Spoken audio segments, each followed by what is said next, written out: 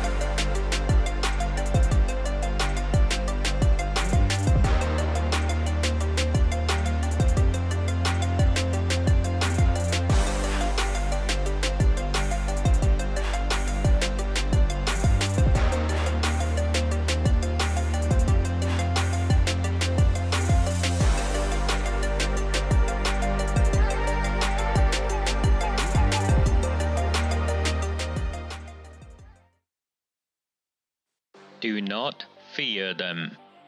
Do not fear any of them.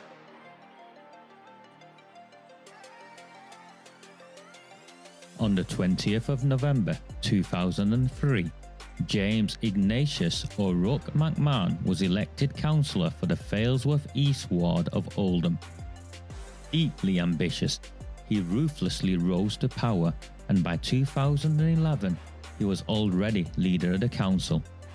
In 2015, exploiting a Labour Party loophole, he became MP for Oldham West and Royton. If only the people of the town knew then what they now know. Do not fear them. Do not fear any of them.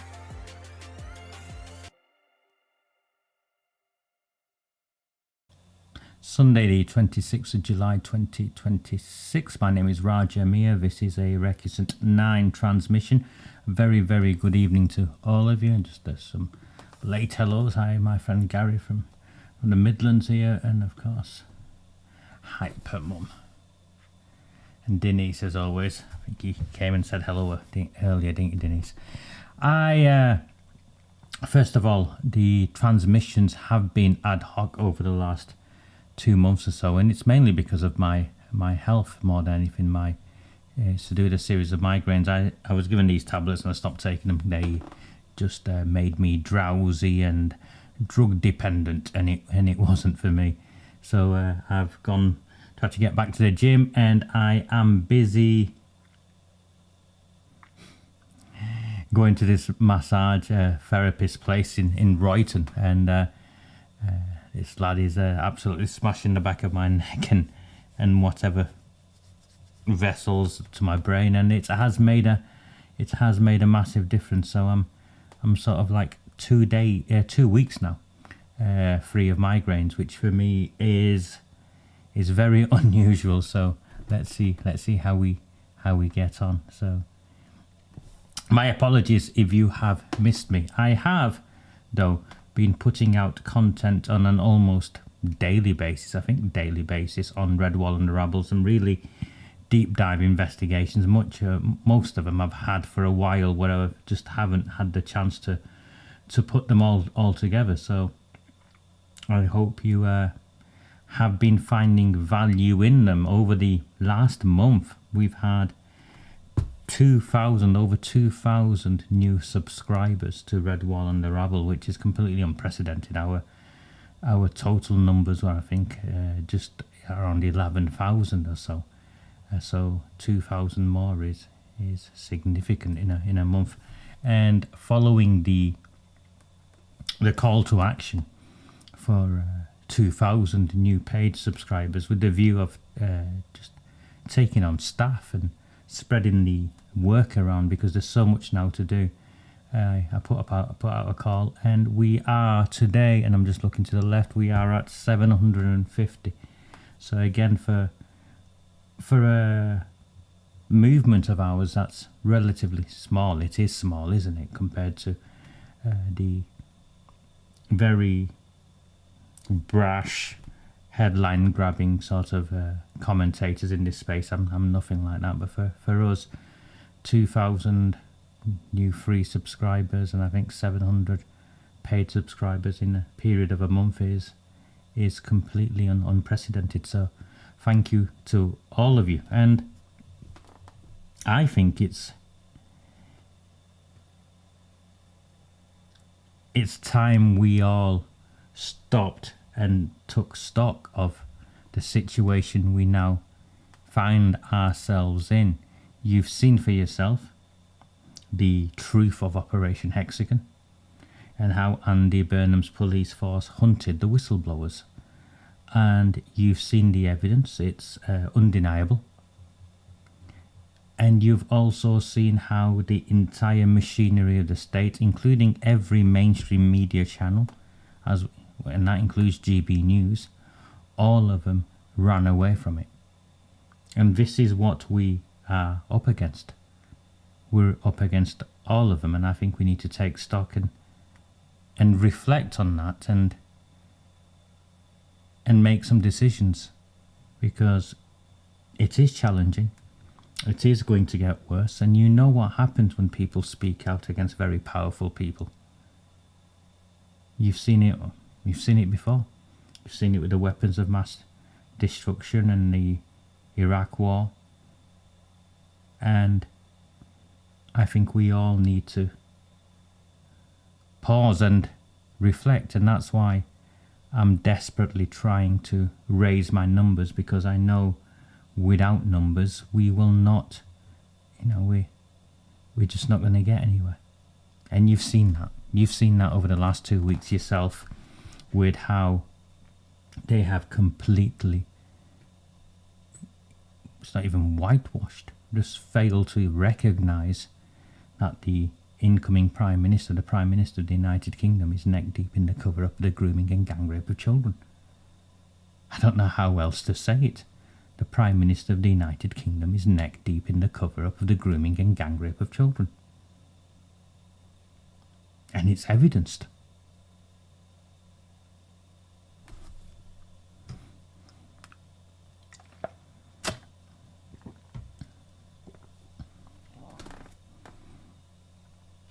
If you are new to me, any of you do follow me on YouTube, this is the least engaged of our platforms. It's the one where for the last 5 years at least I put the most effort in, and when I have been looking back at the algorithms and which channel then which platform does what the most, this is the least. But I know so many of you take the most value from it, because it's a community and it's a space where we all come together, and it means so much to so many of you, and I will persevere irrespective of my frustrations with this platform. It just doesn't push the algorithm just doesn't push my content, because it's not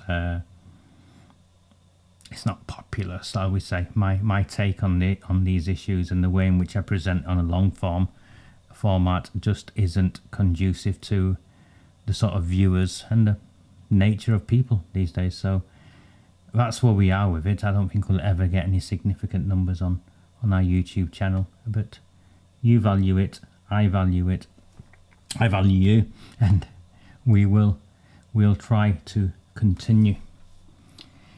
Thank you, Darcy. Of course, super chats are available. YouTube do take a chunk, but super chats are available. And so you're all aware, with the super chats, the Facebook income, the X income, all of it is just reinvested back into adverts.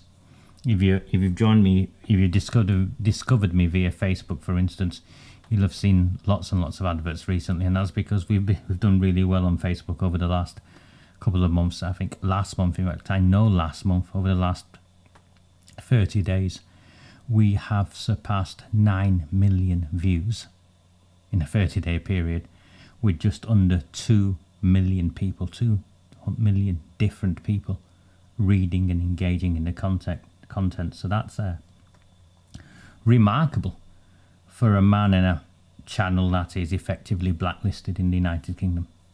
So thank you to all of you for sharing the content, liking the content, and engaging in sensible debate.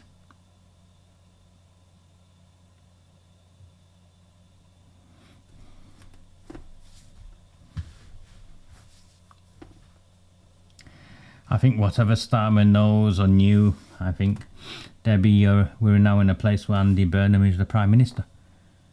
And it's not an opinion, is it? It's our direct experience. This isn't, Andy, Keir Starmer knew this or knew that, or did something here or might have done something there. We've got conclusive evidence regarding Andy Burnham. Operation Hexagon is real. His assurance reviews were a cover-up. The evidence is clear. So you can see, can't you?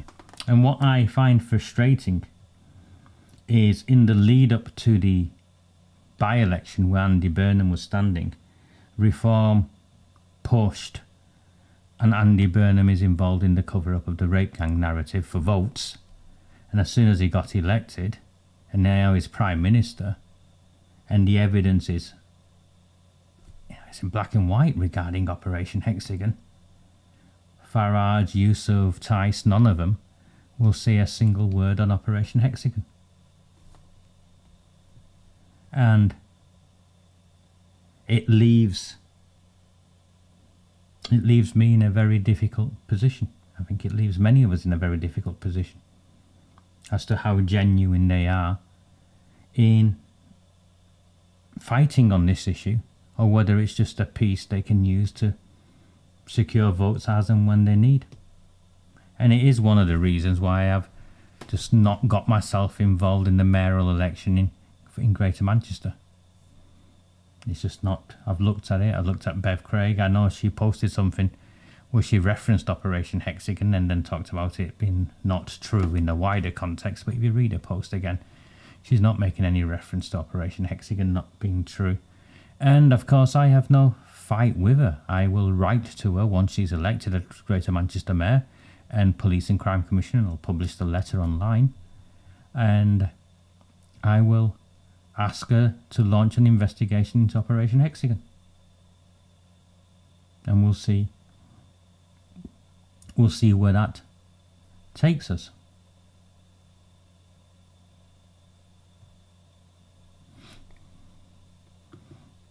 Yeah, I saw that, mate, but he's just using me and using this work. If Rupert Lowe, if any of them in Restore were in any way genuinely interested in Operation Hexagon, they have my name, they have my phone number, they have my email address. So if I'm feeling low with it, it's because I know we've been manipulated. And I don't want to say that to you, but it's the truth. I know we've been manipulated and we've been played.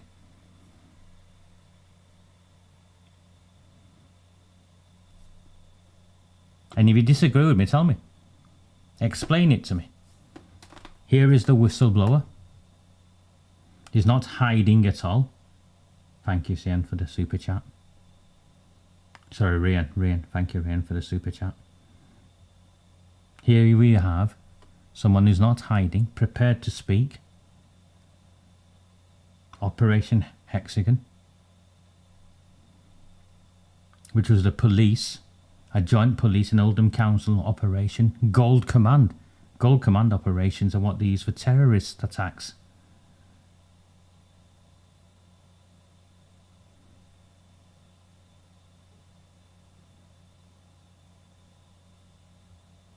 And not one of them will speak to the actual person who was arrested and maliciously prosecuted. They failed to convict me, but an attempt to maliciously prosecute me under Operation Hexagon.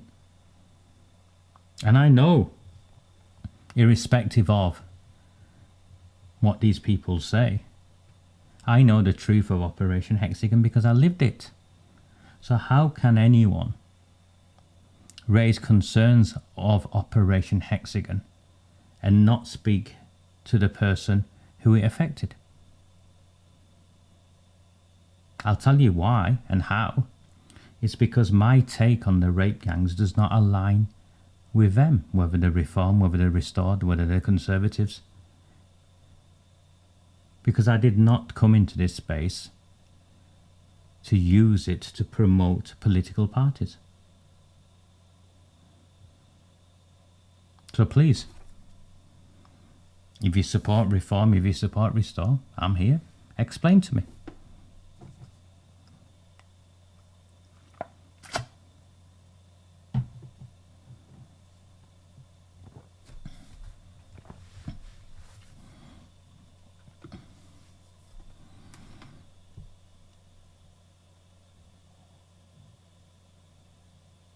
Thank you.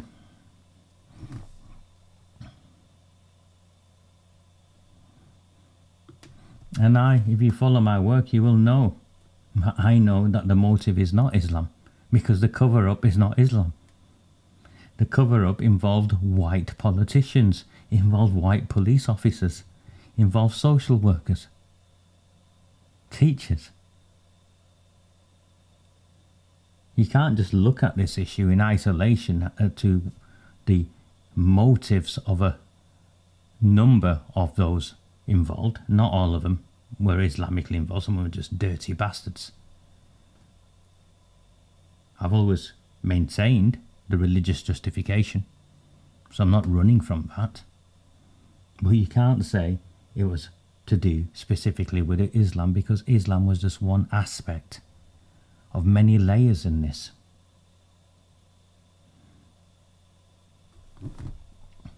Is he still knocking about, Paul? I have nothing to do with him, Pauline, Denise. He tried to, at one point, he tried to claim I was somehow involved in knowledge of the rape gangs and kept it to myself. He's just a bandwagon jumper. Is he?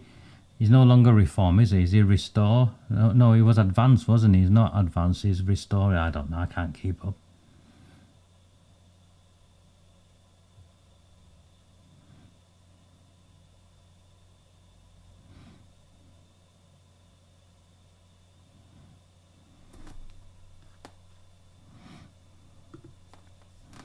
Yeah, you can push that narrative. If you say Islam justifies it in its text, I've definitely found elements of that. But I've also definitely found elements of all religious texts that say otherwise about being kind to your neighbour and stuff. So I think what I've always found is the religious justification for many of these men, for the majority of these men who went down that road of religious justification, was retrospective. And they used it to legitimise their evil acts. And that's from direct engagement and conversations with the family members of those involved. But I'm not getting away from that. I'm saying I believe there are nine clear reasons why. And the top 3 is that they were racially motivated. I think more than religiously anything, they were racially motivated crimes. They were religiously justified, and of course these men were politically protected. And you've got to deal with this issue in all of its layers rather than just focus on one.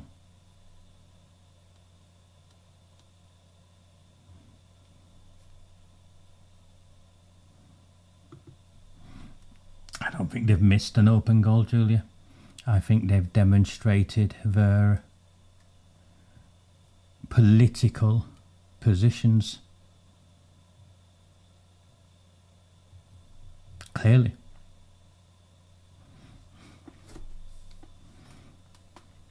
So,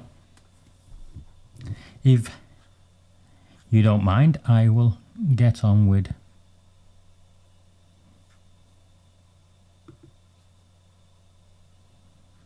I'm just trying to fix something on my side.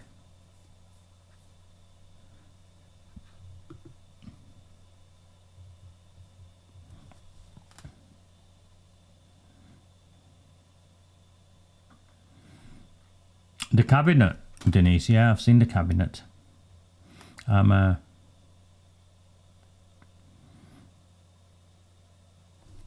think it's clear it was a coup. Burnham, it was a coup. And it was all, what they managed to pull off once he became Prime Minister wasn't just planned since he became Prime Minister, was it? It was all planned before, and it's clearly a coup.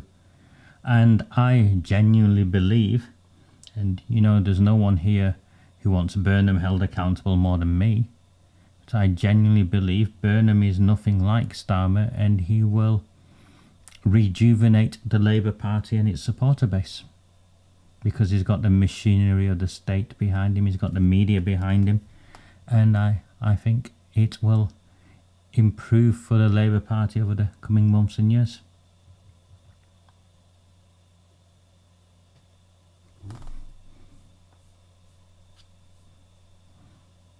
I'm sorry, Pauline, they're not keeping the powder dry.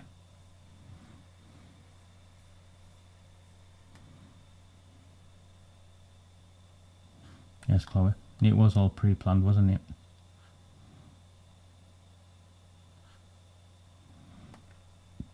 Susan Hall, the councillor from London. No, I didn't see what she posted, but by all means share.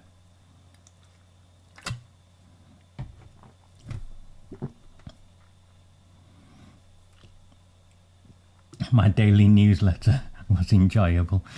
I've really, whilst these transmissions have been off, and as you know, I wake up about 5 in the morning, so I've got into the cycle of getting content out, so I'm hoping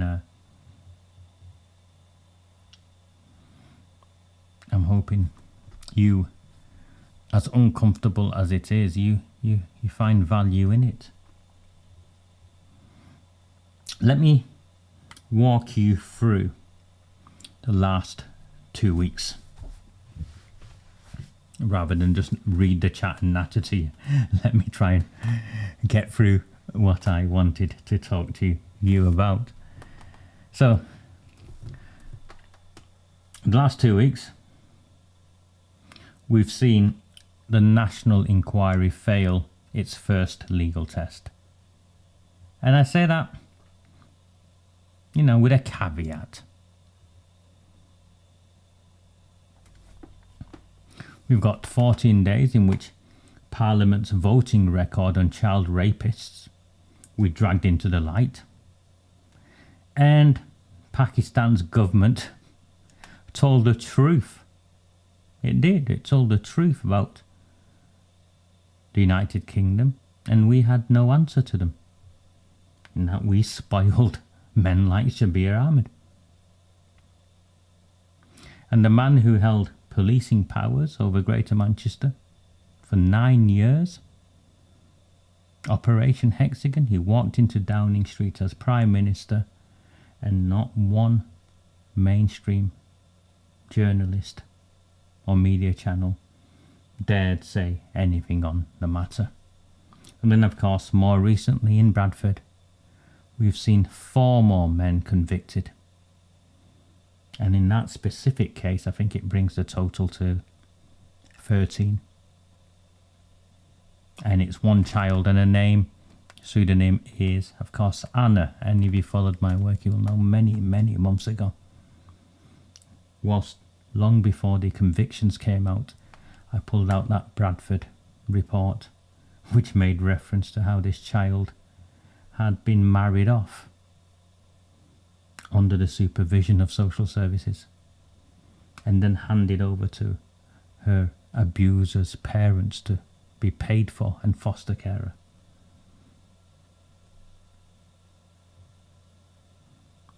Every one of the stories I make reference to is in essence, it's the same story, isn't it? And you'll see by the end of this evening, I think you'll see how they all connect. I think I published 16 articles over the fortnight. And everything I say tonight comes from those articles. And every article that I put out comes from official documents, court records, published reviews.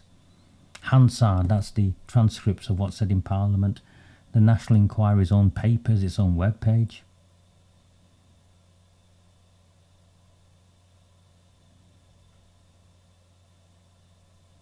And you know how often my home has been dawn raided by the police.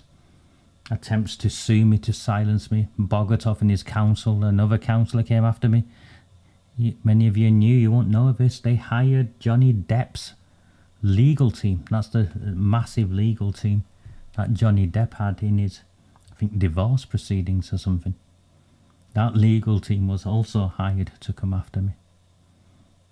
And all of it goes away in the end because I produced the documents.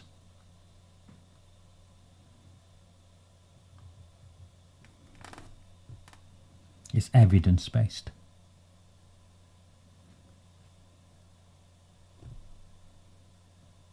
And where a question cannot be answered, I will do my best to tell you what that question is and who owes us an answer.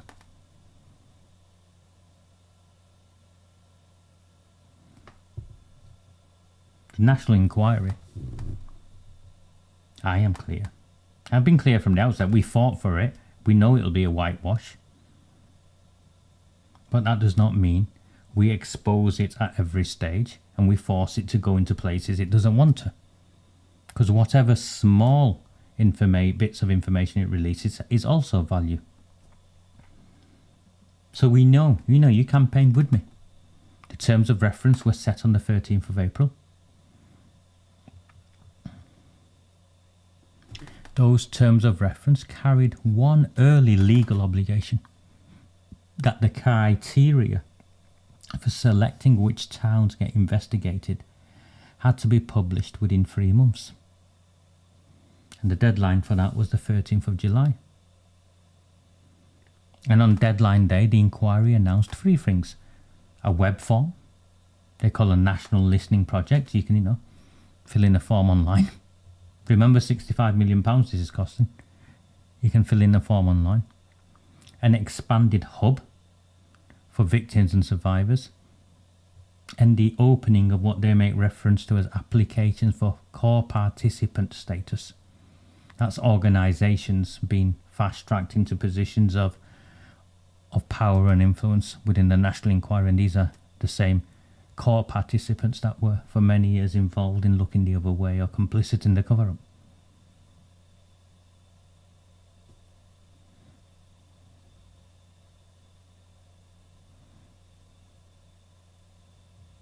Now,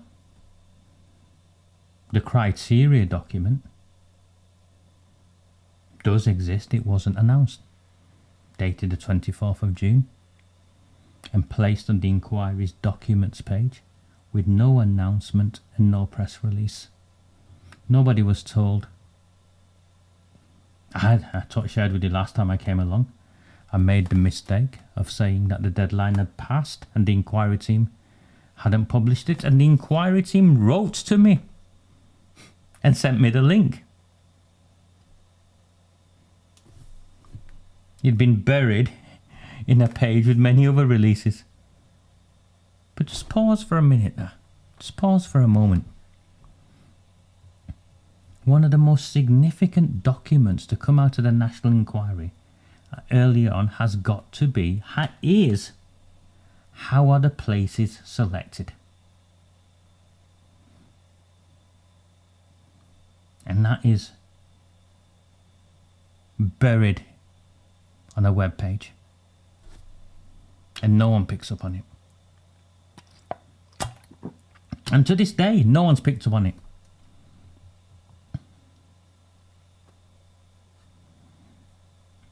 And they should pick up on it. Because when you actually read that document, it raises serious concerns. Essentially, the inquiry has wrote itself the right to exclude any town or any city. If it doesn't want to investigate a place, it doesn't have to give a reason, it can just exclude it. It's at the chair's discretion. And this chair, of course, is Baroness Longfield, who is a Labour Party baroness, who was trying to get Bridget Phillipson elected into deputy leader or something a few months ago. Former Children's Commissioner, who did nothing, practically nothing on this issue while she was Children's Commissioner.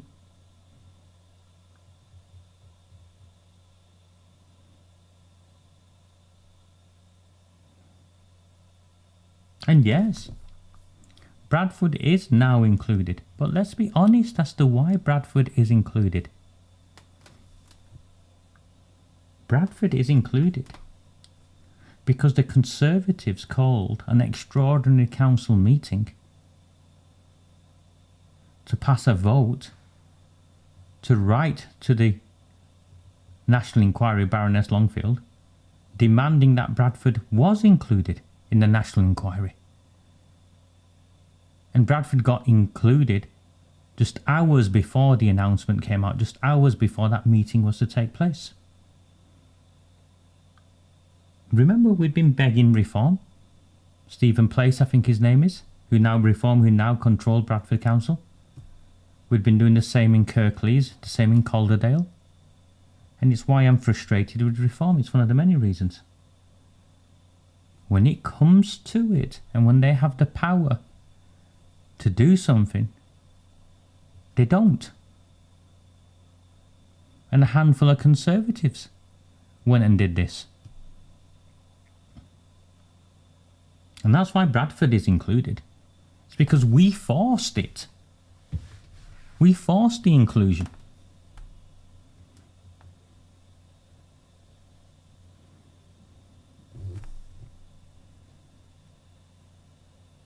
Now what the criteria for inclusion should have had is a criteria.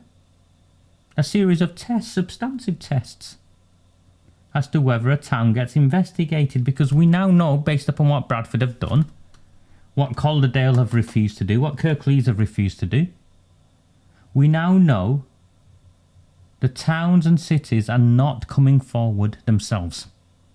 Are they? Do you see a long line of them? I think Hull had a meeting, an extraordinary council meeting, and wrote to Longfield recently, and the cover-up in Hull is atrocious. Criminal trials collapsed, and it looks like, from the outside looking in, it looks like there was collusion between the police and CPS and the rape gangs. I can make no sense of why those cases collapsed.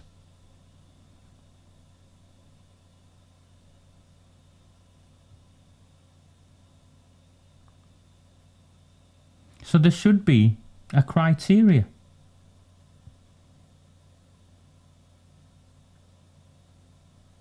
And it should be standardized, shouldn't it? If X, Y, and Z happened in your area, and either the council or a group of parents or whatever can refer it, or we can go and identify it and come up with it ourselves as the inquiry team. There's nothing like that. There's no scoring system.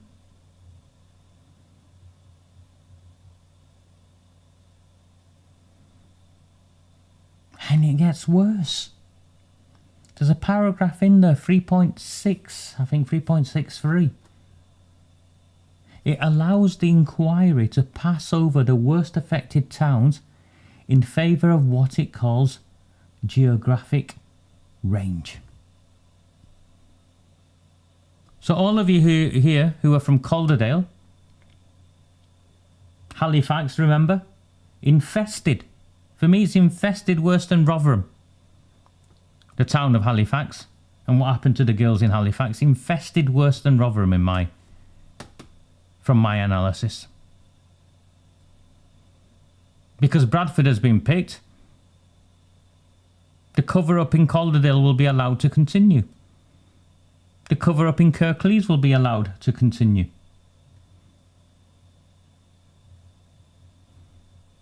Because we forced Oldham onto the table, the cover-up in Rochdale will be allowed to continue. All in the name of geographic reach.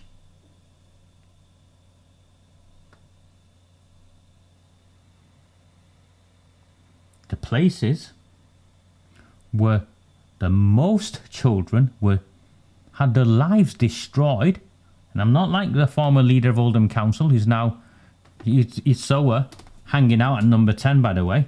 She was there outside number 10, Amanda Chadderton, same with Arud Shah, when Burnham was walking down the street, Downing Street.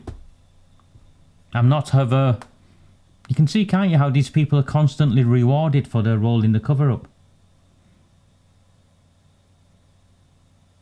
So I believed lives were destroyed. And what I'm saying to you is the places where the most children were destroyed can be skipped so the map looks balanced. Paragraph 3.7.1 specifically hands the inquiry a veto over any town it decides would be too difficult to investigate. Paragraph 3.7.1 hands the inquiry a veto over any town it decides would be too difficult to investigate. They use the term, and it's a coded word. Most of you will miss it or not understand its significance, but the word they use is deliverability. So if an inquiry cannot deliver in a town, so if the machinery of the local government there, the police there, the politicians there,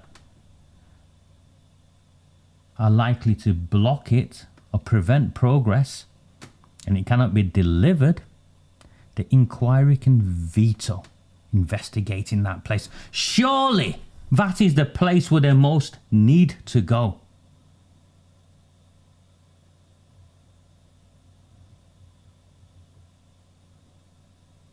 And nobody can challenge it.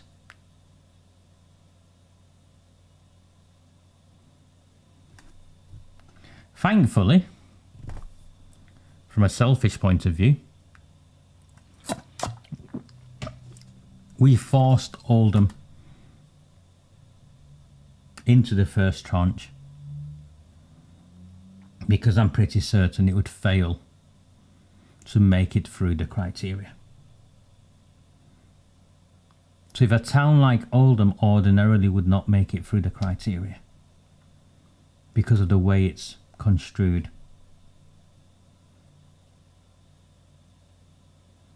what chance have some of the others? And remember, Bradford, they weren't interested.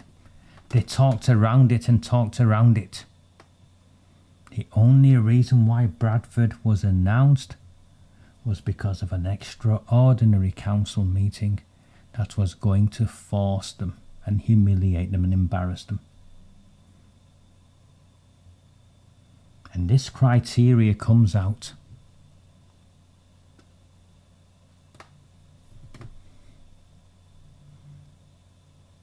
And not one mainstream news outlet has picked up on any of it.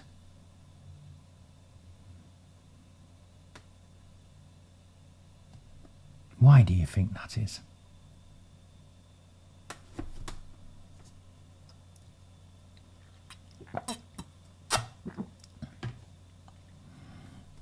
If you are finding value in this evening's transmission, and I've just got 7, 8, 9, maybe 10 things to talk about, we'll get through it. We've missed each other.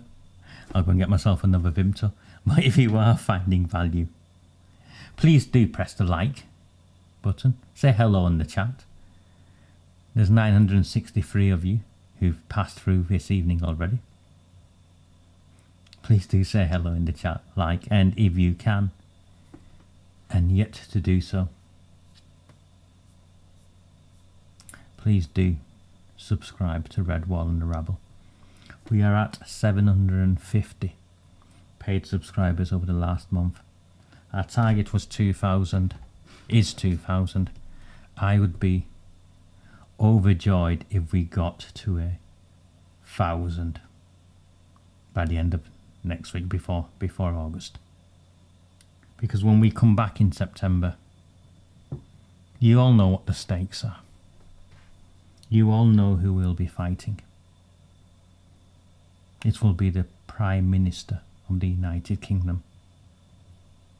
And he has already made sure that not a single mainstream news outlet dare challenge him on this issue. Because if they did, they would have spoken out. And the same with Reform, same with Restore, same with the Conservatives. So the only opposition left, credible opposition left, people who understand this, and people who, it is almost all but impossible, it is beyond impossible to contain as far-right extremists and racists, or with some sort of party political agenda, is of course this platform. Let me get a drink, maybe you get a drink, and I will come back. Too often, I'll say barefaced lies. I'll say barefaced lies. I'll say barefaced lies. Again, barefaced lies. Too often, I'll say barefaced lies. I'll say barefaced lies. I'll say barefaced lies. Again. It's like, yeah, we got an agenda, and it's your money, we're gonna spend ya. Because we want where it's all gonna end ya. Because you think we never wanna defend ya. Just when the truth becomes so easy to disguise. Then you hold it, overgrown, always still wrong.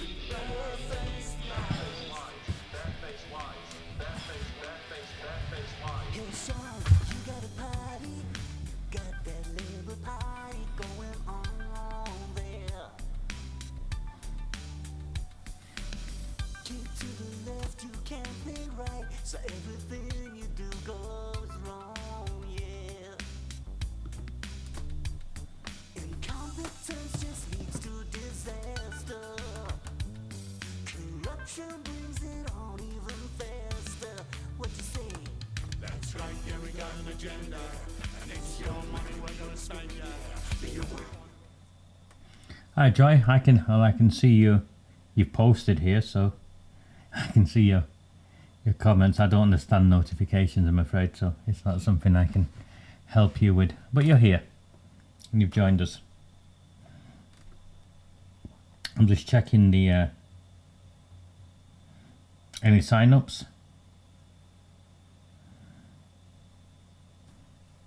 We've got 4 free subscribers since we went live. So 4 free subscribers, no paid ones, but 4 free subscribers since we went live earlier on this evening.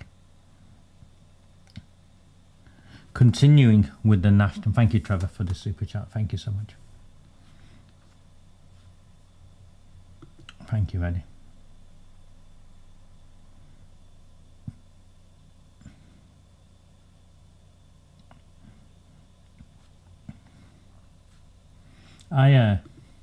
I say very little now on the politics in Oldham because it's petty.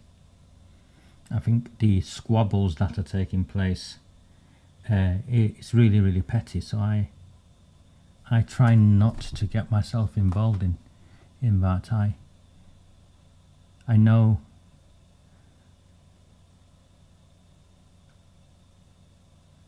the last council meeting, the likes of Maggie Hurley got very angry. In fact, I tried to attack Mark Wilkinson and Gary Tarbuck, friends of mine basically, because I'd gone to a meeting with the reform councillors and prepped them on Schedule 5, which is basically the commissioners coming in. The Shelley Kipling and Alexander Bogatov tried to lie, manipulate and bully them into a position that just wasn't true. So I went and presented to them what the law actually states and encouraged them to hold their ground, when holding their ground meant not voting to put Arud Shah in as leader of the council, and also not voting to put the Pakistani sectarians led by Cameron Ghaffar in as leader of the council. They took my advice. I think most of them were already there anyway, if I'm honest with you. And when they went into that council chamber, the likes of Maggie Hurley and others tried to mock them for engaging with me as though I'm some sort of pariah. And then online I saw my friend Gary Tarbuck, have to defend me with some Liberal Democrats who were querying why they'd met with me.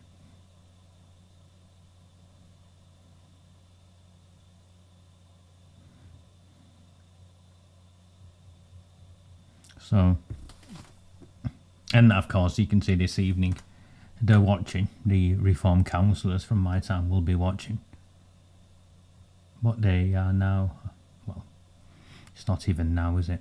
The consistently, and Denise, you find this painful the same as I do. You'll see they won't say hello and won't comment on here, but they'll take value from it. But so it leaves me in an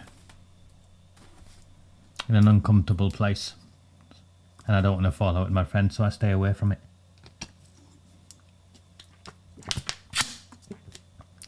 It's not the Vimto at all in terms of the sugar content from my Vimto. These Vimto drinks are something I've started drinking a lot more over the last 3 weeks, so just to get more fluids in. So I've drunk more Vimto in the last 3 weeks than I have previously.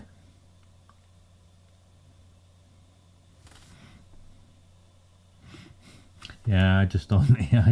I can't get water down me, I'm afraid. I'll just try my best, but who knows. But thank you.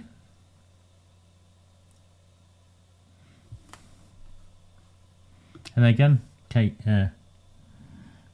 Louise, you can see, Katie Lamb, raising Arud Shah, all of them, they get all the stuff from me and the work we do, but not one of them will speak with me, not one of them will reference me.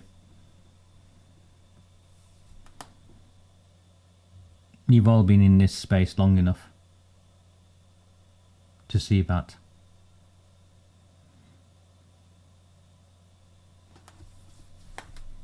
And I keep going back to Operation Hexagon. You can't deal with Operation Hexagon without speaking with me. You can't raise the issue of Arud Shah genuinely without speaking to me so you understand it properly.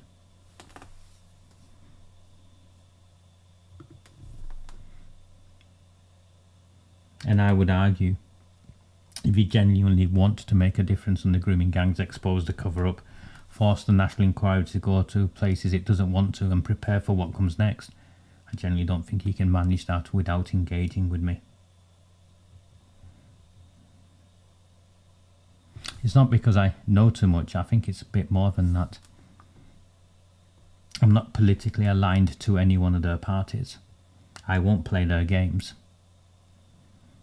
And I can't be bought. Arud Shah wants to go off to the House of Lords. For a reward. Amanda Chadderton works for Yvette Cooper. It's a reward. They can't reward me.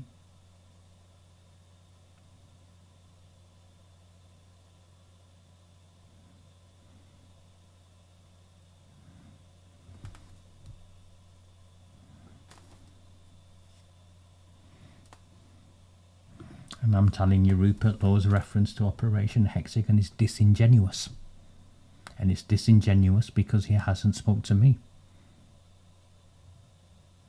I am the person that Operation Hexagon reference and refers to and was set up to investigate.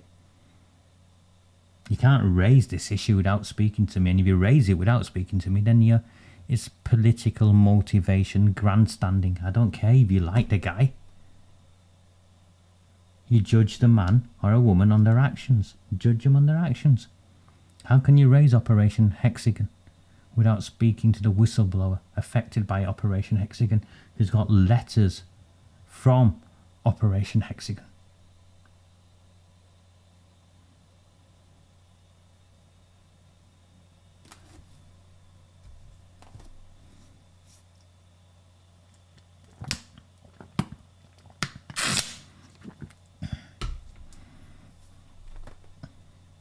I want to talk to you about Wales. I released something on Wales last week. Most people missed it. It didn't get the traction it should have done. Because the rape gangs are now clearly evidenced in Wales, South Wales. And there's something interesting about what took place there. I think the National Inquiry has got to go to, but again, there's no one making the argument for it. There's no politicians, there's no movement making the argument for it. Gwent police charged 8 men with 34 offences, including 17 counts of rape, under something they call Operation Oak. Their investigation into, what's the terminology they use, group-based child sexual exploitation. South Wales. So they charged 8 men. The arrests, I think 14th of July, weren't just contained in South Wales. Newport, Swansea, Birmingham, London, Lancashire, Edinburgh, even Argyll, Scotland.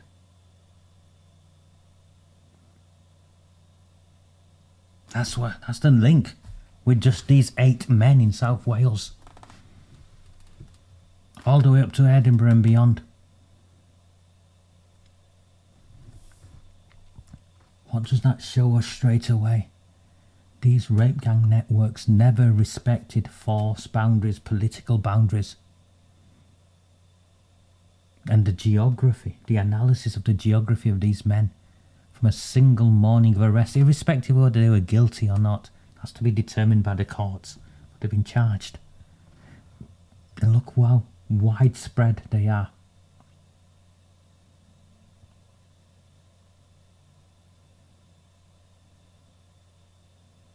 And the offending is alleged to have run from 1985 to 1996. 1985. The National Inquiry's time frame has been restricted to begin in 1996. It's an artificial restriction. So almost every year of what these women say was done to them, including what the authorities failed to do to protect them, falls before the inquiry's front door opens. It begins before, it ends before the inquiry can begin. It's excluded. So you've got 11 years of documented allegations, and it'll play out 11 years in one Welsh force area with men from all across the country. And the inquiry's own start date prevents it from investigating it. And that's even if it was allowed to be investigated, because no one in Wales is campaigning in such a way where they can get this over the line. And I'm not, Rian, see ya, sorry, I'll come down to you over the summer or in September, we'll rearrange that. But you've got to push.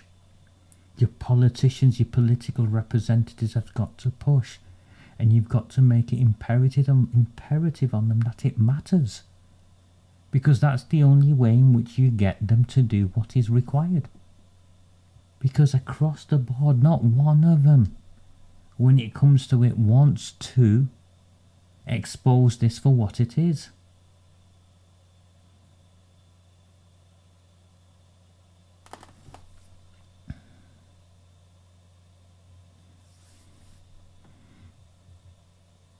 There's a guy called Ken Skates. He's confirmed as the new leader of the Welsh Labour the same day the charges were announced. Who's phoned him? Who's wrote to him? Where's the campaign? Nowhere. But this isn't the first time we've heard about Welsh children being victims of the rape gangs. There's no block vote in these places in the same way. There's no Biradari protection networks. There's something else that facilitated the cover-up.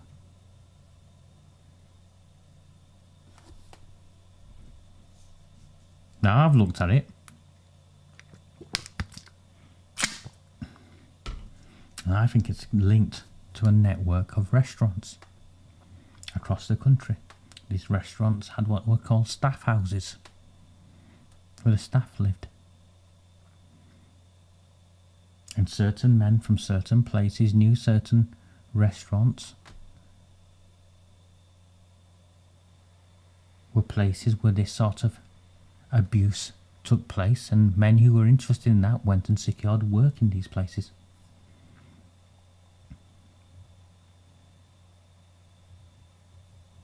And that model, from Carlisle to Cardiff, needs to be, in my opinion, needs to be examined in the same way that grooming model outside schools or in children's homes is investigated.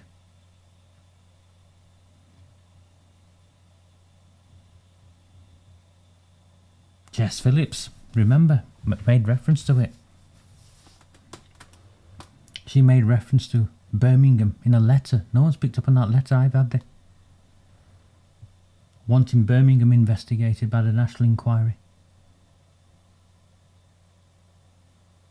In particular, what made Birmingham's USP is that the city was a transport hub. It was a transport hub.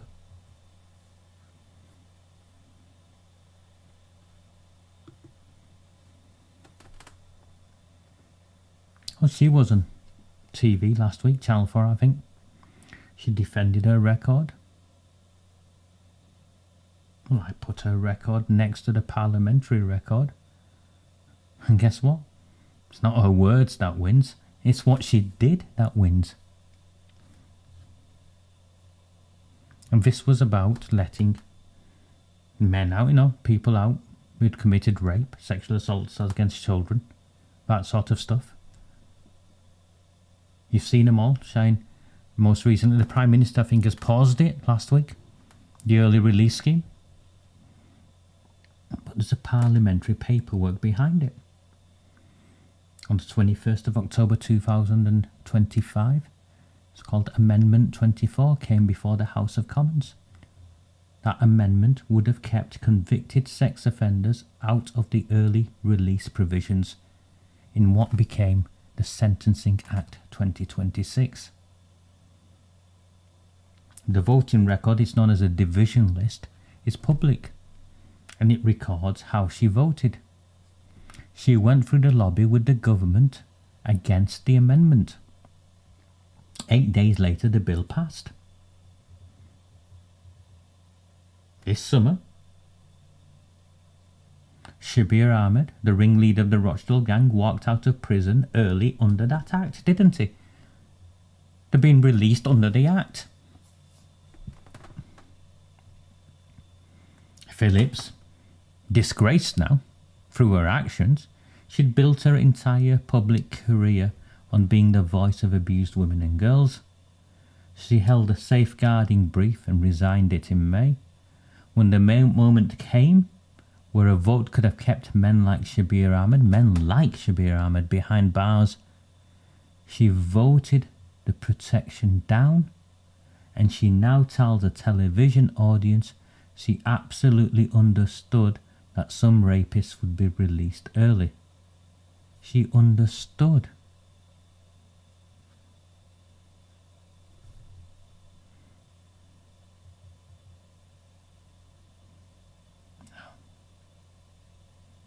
And then you go and look.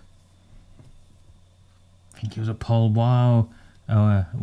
The Rochdale MP, I think someone from Haywood, I forget her name, the MP there, and Jim McMahon all wrote a joint letter when Ahmed was released. All were ranting and raving at how he shouldn't have been released. Across the board, Labour MPs voted for the early release scheme and either voted against the amendment that would have excluded sex offenders from the early release scheme, would have excluded child rapists from the early release scheme. So they either voted against the amendment or didn't turn up to vote at all for the amendment. Again, none of this is difficult. But you are all being played. You see it. You see them on the news where they talk, and no one stops to think, hold on. When you had an opportunity to do something about this, which is why we elect MPs, when you had an opportunity to do something about this, you went and voted to let child sex offenders out of prison early.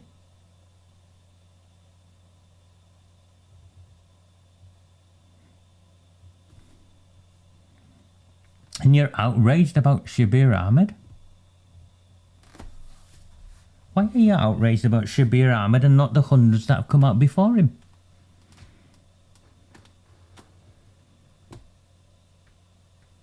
Because he can grandstand? Or is it darker? Because Shabir Ahmed has information that will incriminate some of you.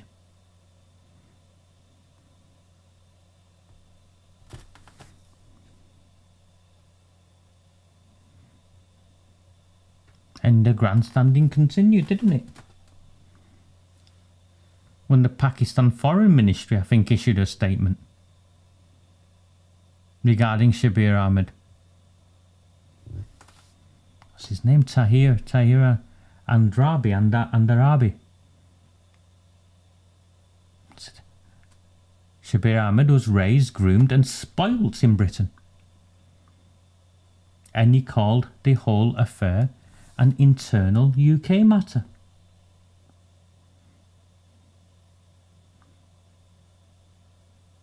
Now, they meant it to wound us, to insult us, but the problem is it lands because it is true. For 20 years, At least every review and every carefully worded apology has avoided the same question. Who were these men? And what connected them?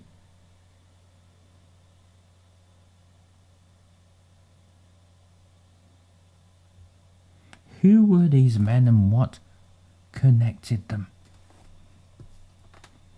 Even last week, when the Bradford convictions came out, the sentences that, of the 4 more men in that case with Anna, even when that came out,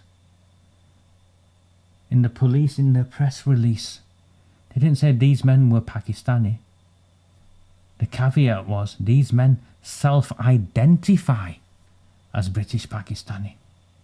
What are they going to be self-identifying as next now they've looked at it this way? They'll be self-identifying as what?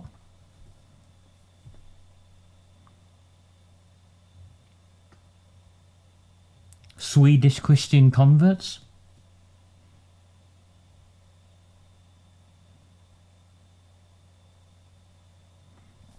I've been very, very clear.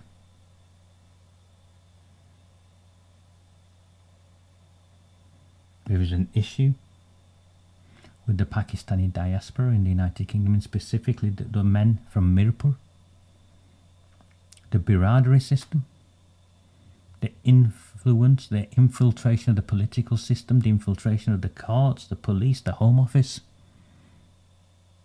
The loyalties are to the clan before anything else. And that's the situation that led to stories that even the BBC were forced to report of police officers raping children in police cars and working hand in glove with the men of the rape gangs. It links how Maggie Oliver made reference to her receiving a phone call from Internal Police Affairs regarding a PNC check on a registration plate, because one of the men that one of the survivors had pointed out was actually a police officer, and no one has gone there. And this is why, one of the reasons I say we have to take stock. We are now on the verge of uncovering something and exposing something that these people do not want exposed. Because we ask, as well as providing the information and joining the dots, we ask the most relevant questions, the pertinent questions, and they don't like that. And we will be asking these questions of a national inquiry now.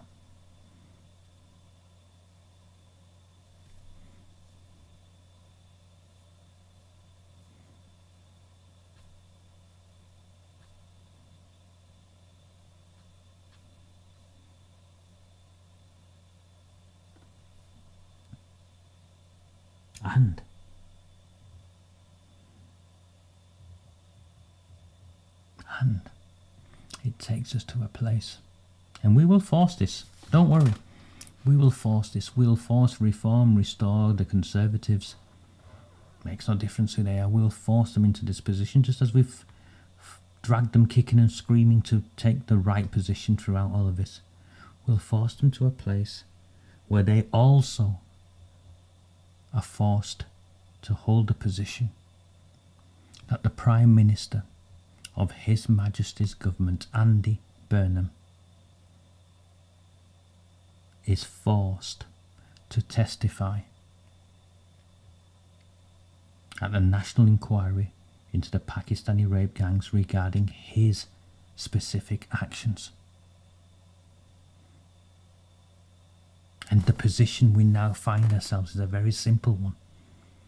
If this national inquiry is not to be completely disregarded as nothing more than a whitewash, then Baroness Longfield has got to issue a statement confirming that the Prime Minister is not out of bounds and that he will be summoned to testify. And if I had my way, for those from the opposition parties in my own town who believe I have political influence, well, here, if I had that political influence,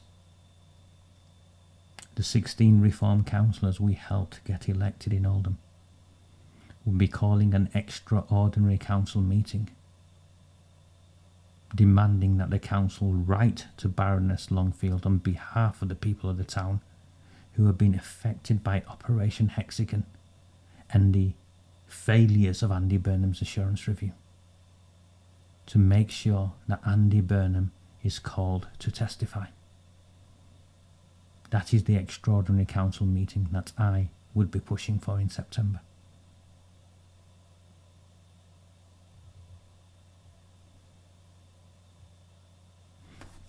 It doesn't matter that he's a liar,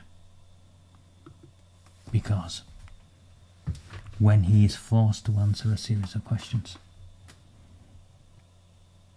he'll be exposed even more. And just put yourself in this position in our journey, Julia. The Prime Minister of the United Kingdom being forced to testify to defend his actions. How is he going to defend his assurance reviews? How is he going to defend Operation Hexagon? How is he going to defend his relationship with Arud Shah, who hangs off the arm of a cop killer's getaway driver?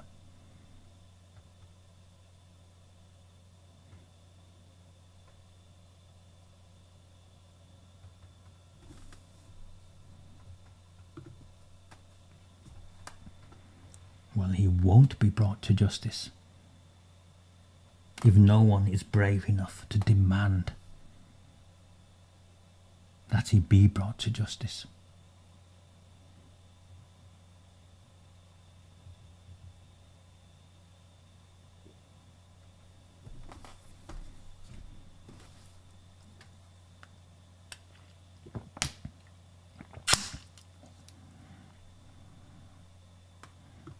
And I don't think I can disagree with you.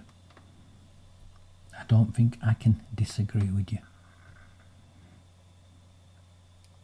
Do you see how we methodically work, how we systematically work, how I don't get angry and shout and scream? I present the evidence, I ask the questions, and it's relentless. 7 days a week. For the last 8 years we've been working on this, and 3 of those 8 years I was on police bail. The police told me if I continued they would lock me up, and you know what I did? I continued.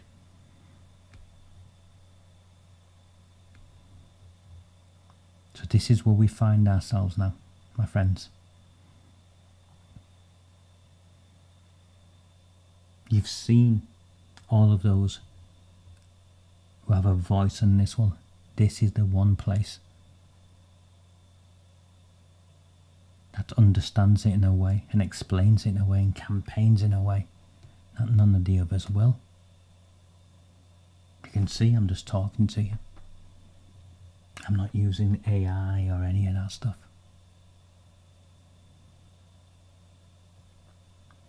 This is knowledge and experience from 8 years and over 20 years before that.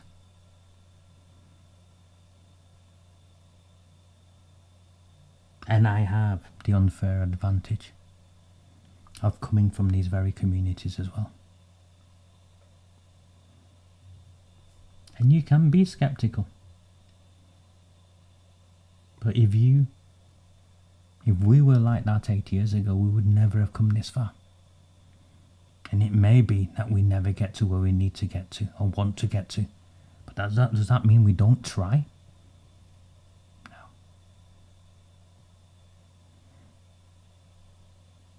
We now have a chance of exposing a cover-up of the Pakistani rape gangs in such a way that it incriminates the actions of the Prime Minister himself. And whether we achieve that or not is not down to them. The power is not with them. it rests with us.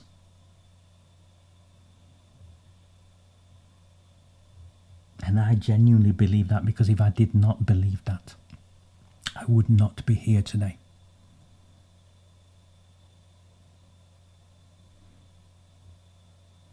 Which brings me to a place where I want to finish with you.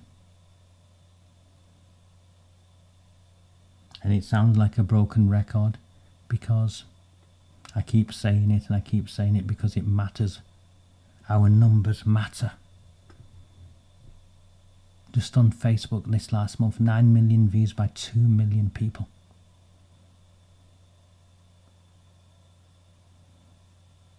And we managed to convert 700 into paid subscribers and 2,000 into free subscribers. Our numbers are nowhere near where they need to be to take on the Prime Minister and the entire machinery of the state.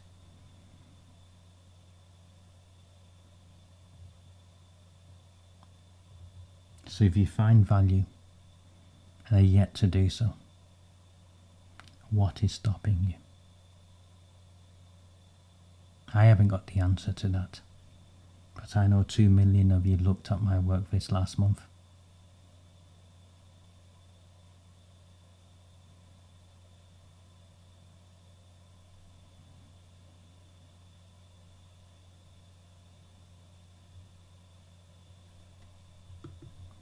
Thank you. Thank you so much for that message. And this will be, I think, my last live transmission from this space in the corner of my living room. My daughter starts secondary school in September, and it is now really not possible for me to do the work I have done from home. It just isn't right to have files and paperwork of horrible stuff lying around in the house. So this set, if it's what you call it, will be dismantled over the next couple of weeks, and hopefully I will be back in September, and hopefully we will be in a new space where all of this is set up. So thank you so much to all of you who've been on this journey with me from the beginning, and thank you to all of you who've joined us on the way, and to those of you who've just stumbled across me this evening.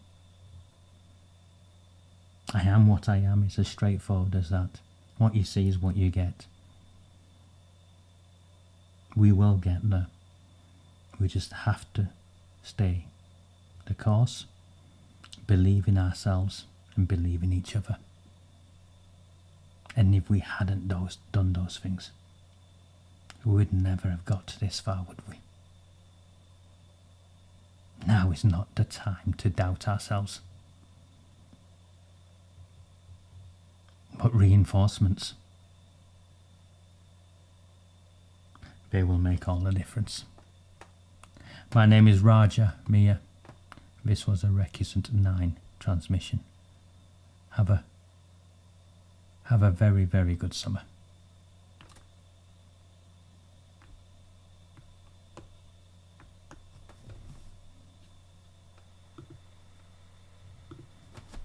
Do not fear them.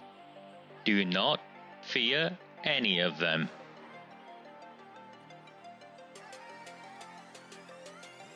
On the 20th of November 2003, James Ignatius O'Rourke McMahon was elected councillor for the Failsworth East Ward of Oldham.